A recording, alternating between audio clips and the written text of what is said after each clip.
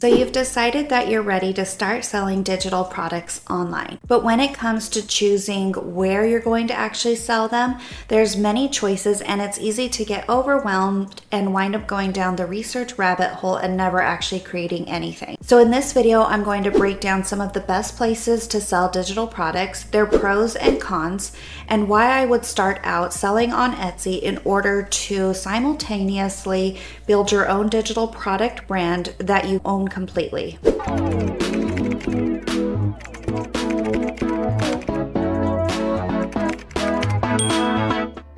The first site that I have should be no stranger to anyone who has looked at selling digital products on Etsy or any other platform, but it is Creative Fabrica.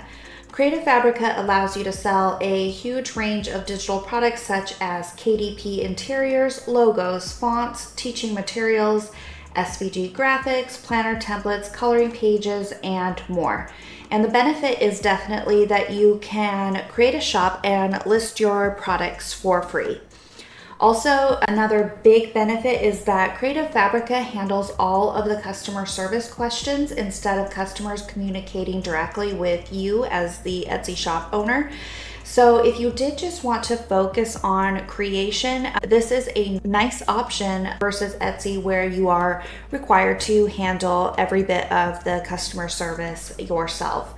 The big however with Creative Fabrica is that their commissions are quite low. Creative Fabrica does take a big cut, and depending on how buyers do find your products, you might just be keeping about 50 to 75% of each sale. So the next platform that I have is Creative Market, and they also sell only digital products. You'll find things like graphic assets, stock photos, fonts, and templates. And they are also free to use and full of high quality designs. So there is actually quite a extensive vetting process for sellers to be approved to sell on here. So again, their fees are pretty straightforward, but also quite high. Like Creative Fabrica, they take 40% of every sale. So if you sell $100 worth, you'll only be keeping about $60. The next site that I have is Design Bundles, which is also a platform for selling anything digital. You'll find things like clip art, sublimation designs, craft patterns, fonts. And to start selling on this platform, you will also need to be approved and provide them with a small portfolio of your work to start that process. Design Bundles does get over 9 million page views per month, so they do have quite a large audience that is ready to buy. Commissions work out to be about 50 to 75% of each sale, depending on if the customer was referred by an affiliate or not. The next two platforms that I have are similar to each other. They are Shopify and Wix, and they will allow you to sell both physical and digital products. And they do have a monthly fee and a small transaction fee per sale as well. Or you can set it up as a membership site like mine, where it is a monthly subscription fee that the buyer pays for access to all of my designs. So Shopify and Wix will only work successfully if you do already have your own audience base, or you do have a marketing plan in place, or have one that is going to be set up as the sole purpose to drive traffic to your types of digital products that you're selling.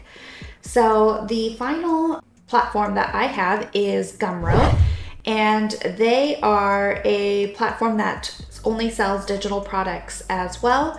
And you will be able to discover anyone's digital products by actually clicking on the tab called Discover. And they will be listed here and are categorized by the type of digital product, though you also still will need to have some type of external marketing in place in order to drive traffic to your site.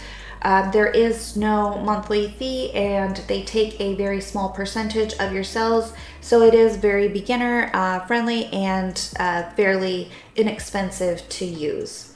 So finally on to Etsy and why I recommend Etsy or starting out on Etsy in the beginning.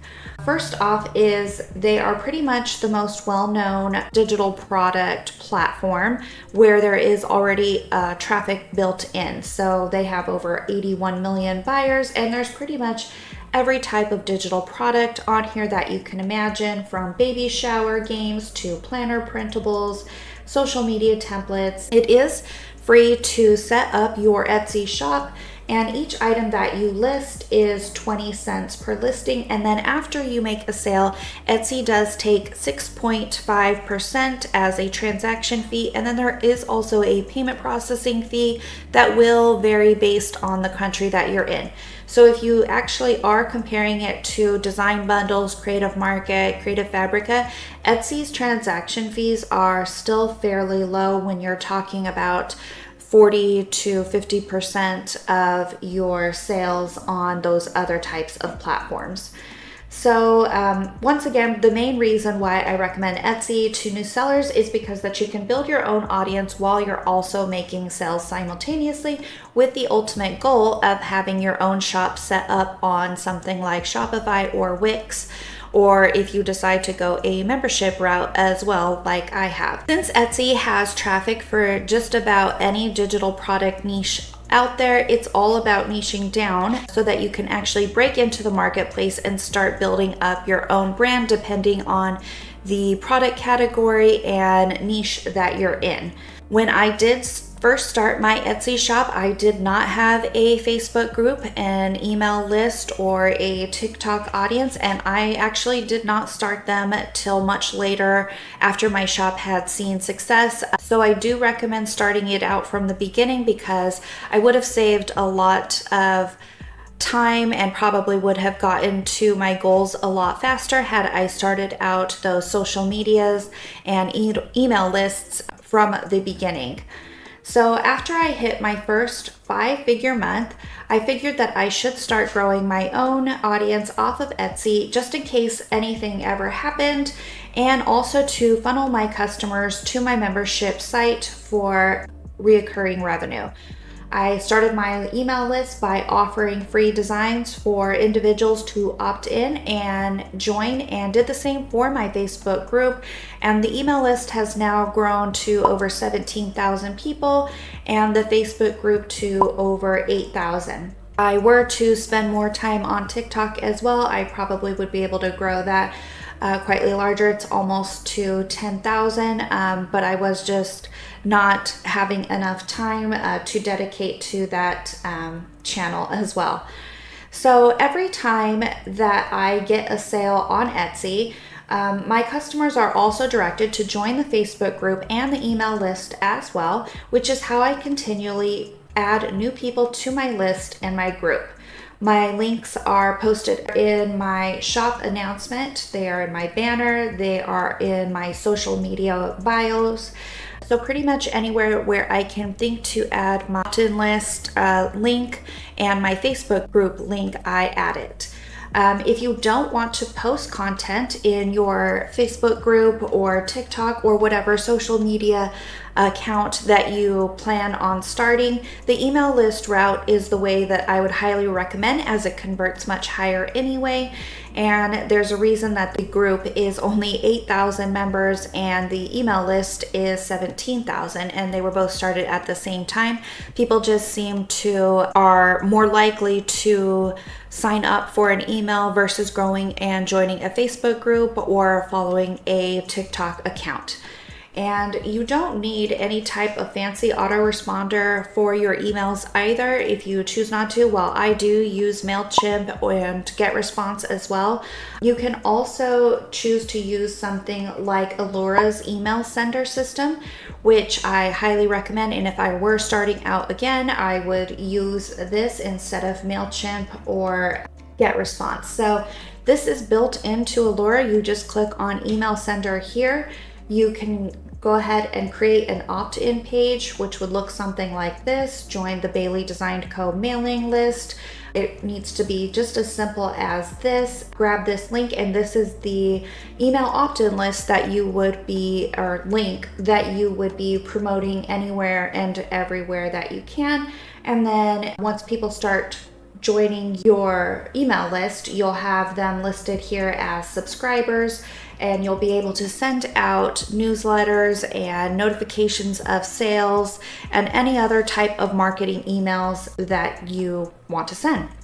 So the same thing goes for Facebook, TikTok, Instagram, Pinterest. If you choose to set up your social media account on one of those to drive external traffic to, all you are essentially doing is creating content around the type of product that you are creating. So in my case, I sell sublimation tumbler designs. The type of content I create is just by posting pictures of the new designs that I create, and that's it. I'm not creating any type of special content, any type of educational information around them. It's simply just a picture of the design and notifications if there are sales or any other type of new products in the shop. So it can be just as simple as that.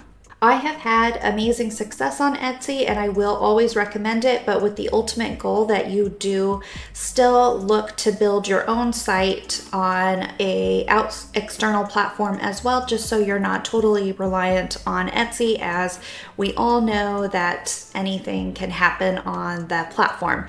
But if you do prefer a different platform, depending on your goals and how you want to run your digital product business, there were all of those other options that I gave you, such as Creative Fabrica, Creative Market, all of them having different pros and different cons, but should work to meet your business's needs depending on, once again, how you choose to run it. So I hope this breakdown has reduced the overwhelm and help you decide where you want to start selling your digital products and what you want your end goal to be.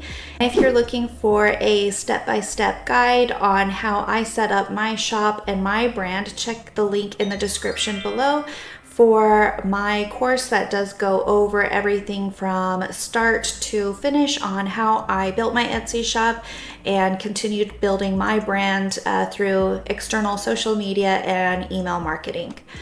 Thanks for watching, and I will see you in the next video.